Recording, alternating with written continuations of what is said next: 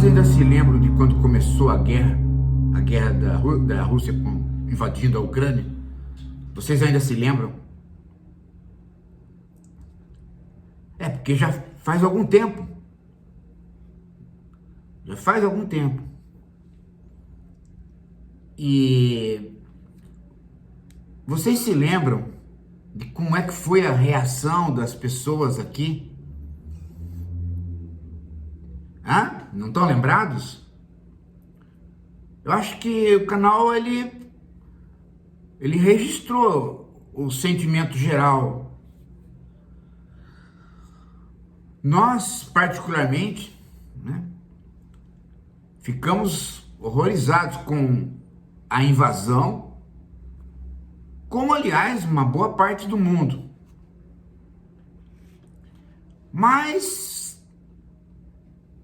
por uma situação até inusitada, uma parcela da esquerda que pensa o mundo com uma geopolítica da Guerra Fria, começou a achar que estávamos diante de um confronto entre capitalismo e socialismo. Surgiu no meio da guerra, inclusive um tanque, que até hoje a gente não sabe se aquilo não foi preparado pelo próprio Putin ou se foi uma iniciativa particular, um tanque com a bandeira da União Soviética, como se a União Soviética estivesse invadindo a Ucrânia para combater os nazistas que estariam chefiando um batalhão da Ucrânia. Então houve todo quanto é versão, né, para justificar aquela agressão. E depois houve N versões para que não houvesse eleições também na Ucrânia, justificadas pela guerra.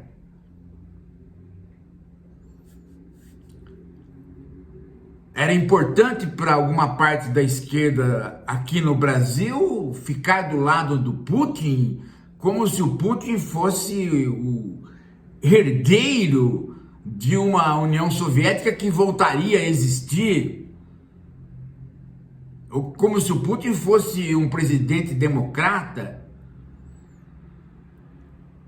Bom, o fato é que as coisas andaram como andaram. O Lula se deixou levar por esta retórica. Em parte, ele não queria se alinhar imediatamente ao Biden, no que ele tinha razão, porque o alinhamento imediato faz com que a pessoa não possa mais servir como mediador. E o Lula tinha a pretensão de estar no meio das mediações, como também tinha a pretensão aqui na Venezuela de estar no meio das negociações. Isso não ocorreu,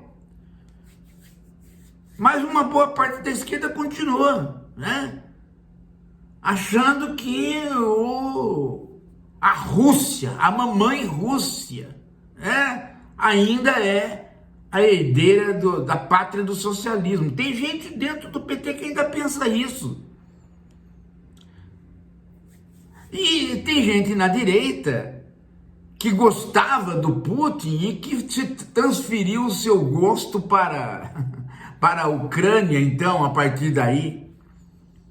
E passou a justificar também as barbáries do Zelensky.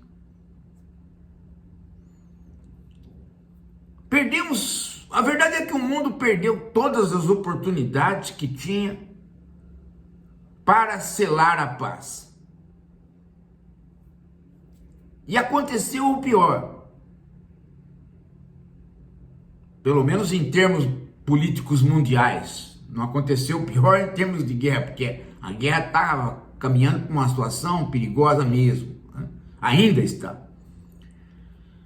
Mas aconteceu o pior, que foi a eleição desta besta louca, alaranjada. Não é possível que um homem de cor laranja possa aparecer assim, né? como um xerife do mundo. E resolveu fazer a paz do jeito que ele quer. Chama-se pessoas para fazer a paz e as pessoas têm que assinar um papel que ele quer. É como se estivéssemos numa guerra à toa. Faltava só ele chegar e pôr o papel na mesa e todo mundo tinha que assinar. Faltava só um macho. Estávamos numa guerra de brincadeira. Quer dizer, Obama apoiou a Ucrânia, depois o Biden apoiou a Ucrânia, o Putin reagiu e obteve benesses da China para continuar. Não, tudo isso é incompetência do mundo. Quando eu chegar, eu, Trump, né, alaranjado, eu sento lá no salão oval, chamo todo mundo com um papel na mesa e todo mundo assina a paz, senão eu dou tapa na orelha. O dono do mundo chegou, todo mundo, quer dizer, ninguém conseguiu fazer a paz, eu vou fazer na base do tranco. Aí foi lá, se submeteu ao Putin, mais uma vez, estranhamente, porque já há no passado a conversa esquisita de que o Putin, através da internet, ajudou ele a ganhar a primeira eleição. Então, portanto, as relações dele com o Putin não são relações confiáveis. Foi lá, falou para o Putin que ia fazer a paz, consultou só o Putin. Depois foi ao Zelensky e não consultou, só falou para o Zelensky assim, ó, vá até o salão oval para a gente conversar sobre a paz, mas saiba que está na jogada para você ir lá assinar um outro papel, um papel onde você vai ceder a nossa participação na exploração de minérios da Ucrânia. Exatamente o que o próprio Putin quer.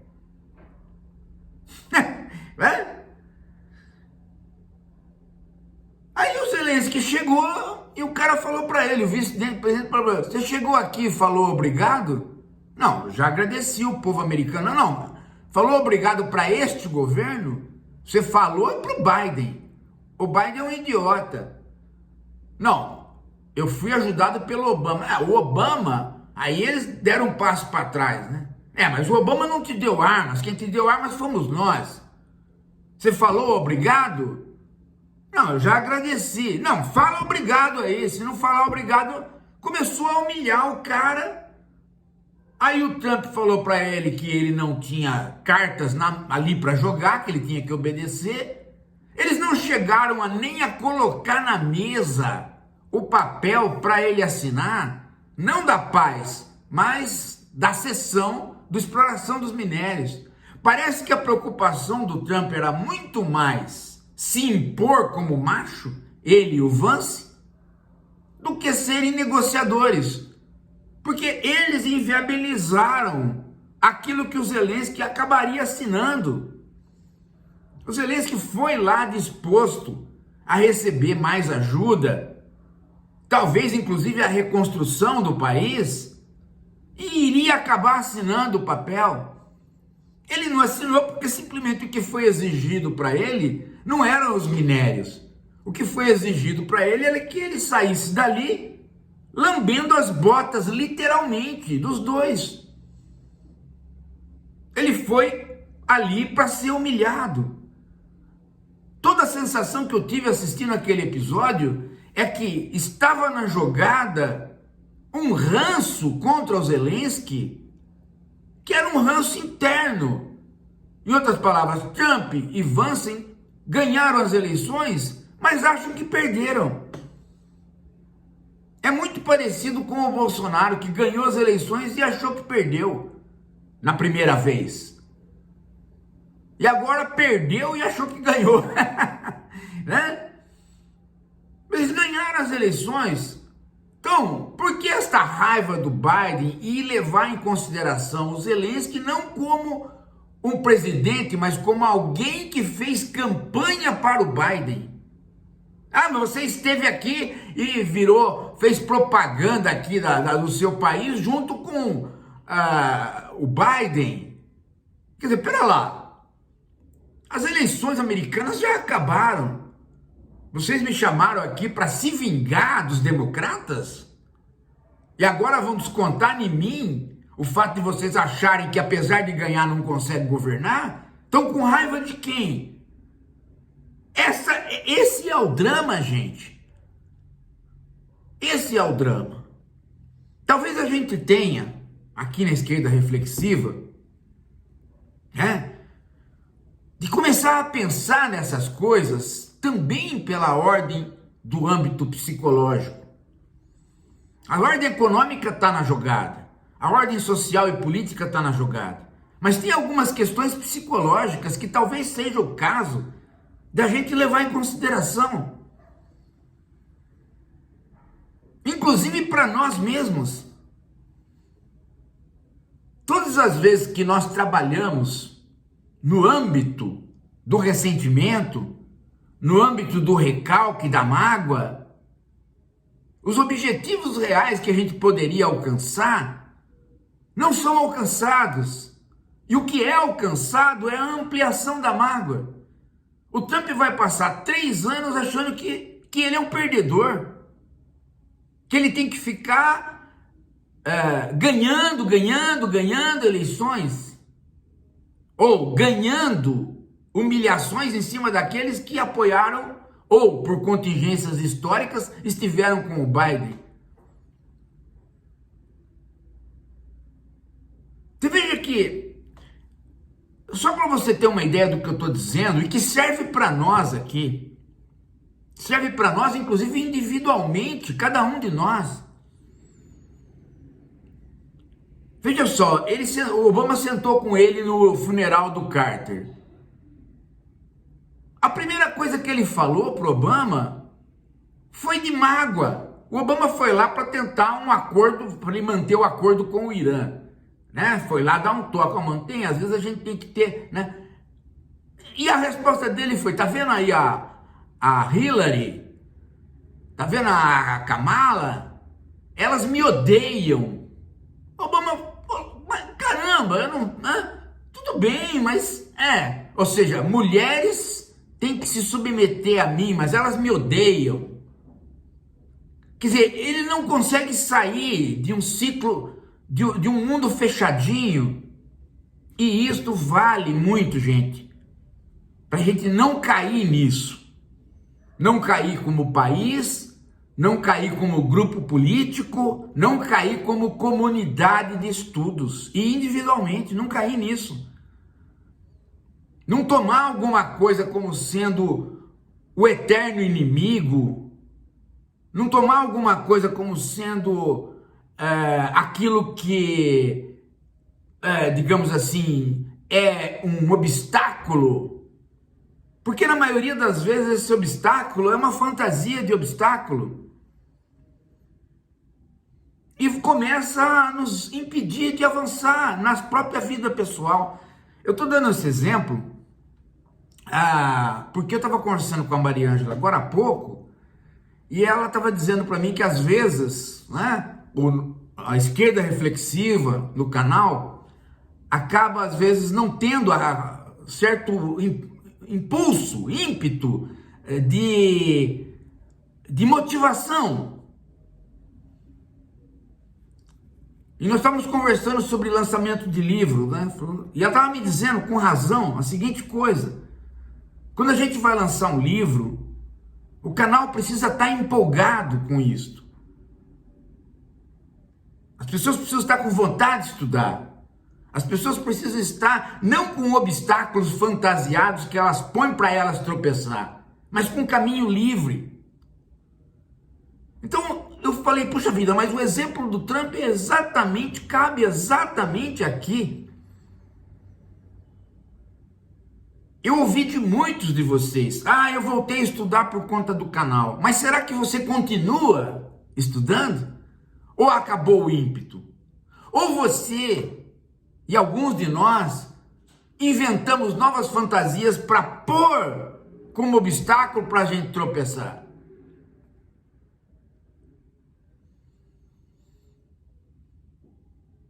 Se for isso, nós temos que retirar essa fantasia. Aí a Maria inclusive me cobrou, né? Ela falou, você tem que fazer alguma coisa no canal, você tem que manter a chama. Manter a chama. A chama é fonte de, é a intensidade do calor, você tem que manter isso. Talvez eu mesmo, gente, não tenha atentado porque a Maria Ângela está falando, e agora eu estou atentando. Nós temos que manter a chama. A chama significa o quê? Significa mais perguntas para o canal, mais questões, mais possibilidade de resposta, mas fundamentalmente mais estudo. E nesta hora não é só o estudo coletivo, não é só a formação de grupos, não é só as questões que vêm para o canal, é saber de cada um de nós se nós estamos lendo o que tem que ler. Nós estamos ou largamos mão? A pergunta central, gente, a pergunta central que eu me faço todos os dias, e devo isto a viver com a Maria Ângela, porque ela é a chama, a pergunta central que eu me faço e que me mantém funcionando é a seguinte: em que medida a vida cotidiana, a vida corriqueira, a vida medíocre mesmo, que é a vida cotidiana, em que medida ela nos sequestrou? Hã? Outro dia um cara chegou para mim e falou assim, puxa, eu queria fazer filosofia. Falei, faça numa boa faculdade, à noite. Você não tem tempo? Faça. Aos poucos. Vai fazendo uma matéria ali. Agora saiba, filosofia não é discutir política de boteco, sala de aula. Você vai lidar com os clássicos. É exatamente, economia, qualquer curso de ciências, você vai lidar com os clássicos. O professor vai chegar lá, ele não quer saber se você trabalhou no Xerox o dia inteiro. Ele não quer saber se você trabalhou no balcão o dia inteiro. Ele não quer saber se você é motorista de Uber. Ele não quer saber se você é filho de rico ou filho de pobre, cara. Ele vai chegar lá como um mensageiro dos clássicos. Ele vai chegar lá como alguém que leva uma carta que a humanidade vem reescrevendo e passando. E ele é o mediador entre isto e a sua capacidade de escapar da mediocridade da vida cotidiana. A faculdade é exatamente isso. Quando uma pessoa diz para mim, minha faculdade está distante da realidade, eu falei, você está com sorte, porque é exatamente isso que ela é. Ela é tirar você da realidade para você viver um mundo teórico, abstrato, que impeça que esta maldita realidade cotidiana sequestre a sua alma. Quando você percebe isso, a chama que tem dentro de você, a chama que tem no canal, a chama que tem na nossa comunidade, ela se reacende. Às vezes, gente, eu começo a fazer vídeo acomodado, às vezes os meus textos começam a ficar acomodados, às vezes eu mesmo não faço o texto que eu precisava fazer. Aí eu recebo, né,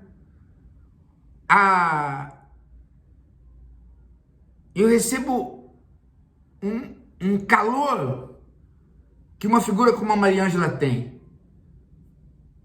Ela acende a chama. Às vezes ela acende a chama com uma força tão grande que é como se eu levasse um tapa, um chacoalhão, é como se passasse uma corrente elétrica em mim e diz assim, você está se tornando um bunda. Aí eu olho para mim no espelho e falo, puxa vida, nada mais parecido com cara de bunda do que essa minha cara. E eu reajo. Esse vídeo, por exemplo, eu estava esses dias, né, aqui, vendo, né, a gente toma pancada ali, toma pancada colar, as esquerdas estão levando pancada. Hoje, por exemplo, né, imagina, jornais hoje, o dólar caiu porque a Glaze virou presidente do PT. Presidente do PT não, virou ministra. Caramba, o que tem a ver uma coisa com outra? É uma manchete completamente falsa. Então a gente começa a tomar cacetada ali, cacetada aqui. E quando a gente vê, a gente está atrás de uma pedra. Essa pedra é pequena, mas ela virou uma fantasia de obstáculo. Ah, eu não consigo pular essa pedra. Não, pera lá. Ache um tempo para pular essa pedra. Ache um tempo para estudar. Ache um tempo para que a vida cotidiana não o sequestre. A sua alma precisa desta chama. Sem esta chama você não tem alma. A alma é esta chama. Tanto é que quando as pessoas morrem, ele fala assim: foi o último suspiro, ou seja, não tem mais alguma coisa quente saindo, a pneuma saindo do nariz. É uma chama, gente. É uma chama. Esta chama, ela, quando você a alimenta, ela sai do seu corpo e ela começa a queimar todo o redor. As pessoas vão se encandecendo. Você é um elemento de transmissão desta chama, de um grande fio condutor de animação. Ou como Peter Sloterdijk diz, né? De desinibição. Ser sujeito é ser desinibido, é se desinibir das amarras. É não se deixar levar pelo cotidiano. É esta hora que você tem contato com os clássicos, que você cresce, porque a sua volta, o seu olhar depois disso, para entender o próprio cotidiano, se amplia de tal maneira que aí sim a sua intervenção no cotidiano vai ser correta. Eu estou dando o exemplo do Trump porque ele não faz isso. E ao não fazer isso, ele fez o quê? Ele acabou expulsando um aliado, ele acabou não fazendo a paz que ele falou que ia fazer, ele acabou não levando os minérios e se levar, vai levar com uma derrota diplomática perante o Putin. E o culpado foi só ele, porque a pedrinha na frente dele se tornou um fantasma, um tropeço. E ele vai voltar para o cotidiano medíocre dele. Cada um de nós tem um cotidiano que não nos satisfaz. A nossa alma pede mais. A alma sua não pede, então eduque-a para ela pedir. Porque ela pedia, você que se esqueceu. Eu quero ver todo mundo, gente, nos próximos lançamentos dos nossos livros. Eu quero ver todos vocês junto com a gente. Não é, sabe, só para se encontrar. É para nos encontrarmos e celebrarmos esta junção de chamas que vai fazer um grande fogaréu de almas.